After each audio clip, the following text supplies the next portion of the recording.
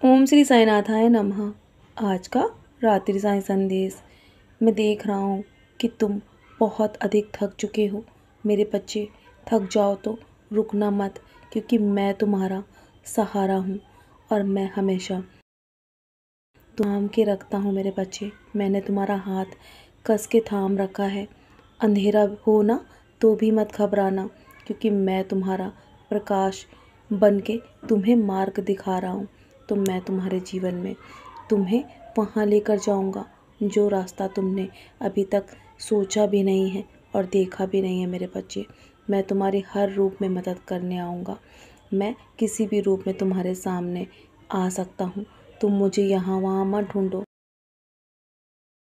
यदि तुम्हें मैं जीवन में कुछ छोड़ने के लिए कह रहा हूँ ना, तो मेरी बात मान लो। वो सब तुम्हारे भले के लिए है।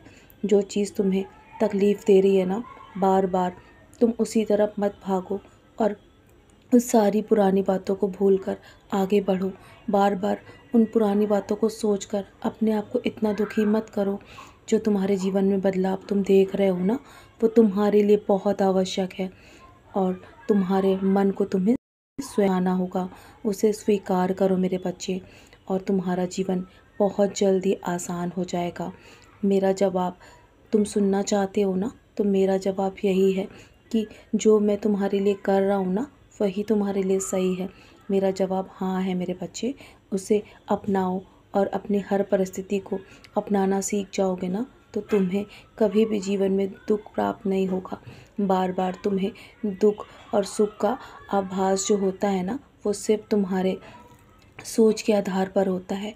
जैसा तुम सोचते हो ना, वैसे ही तुम्हारे जीवन में होने लगता है। तुम्हारी सारी परेशानियों का अंत जल्दी होगा, और मैंने हमेशा कहा है ना, फैसला तुम्हारे हक में होगा।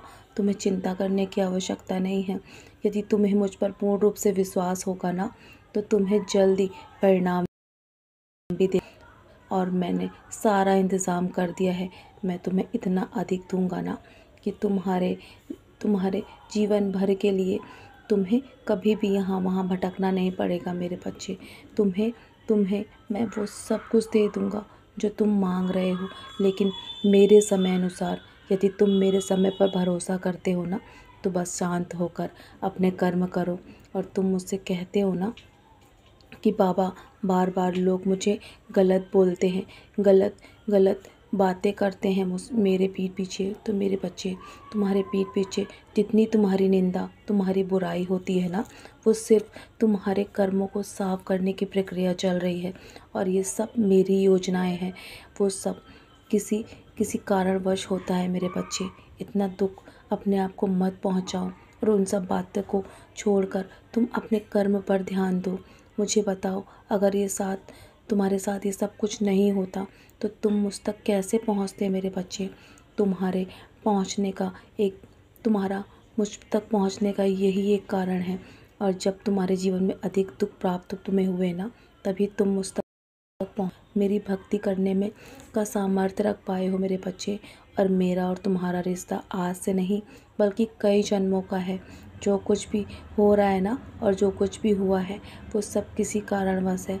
तुम मेरे और भी करीब आ गए हो, क्योंकि तुम निस्वार्थ भाव से मेरी भक्ति करने लगे हो, मेरा नाम स्मरण करते हो। और मैं तुम्हारी हर पल रक्षा करने के लिए तैयार हूँ मेरे बच्चे।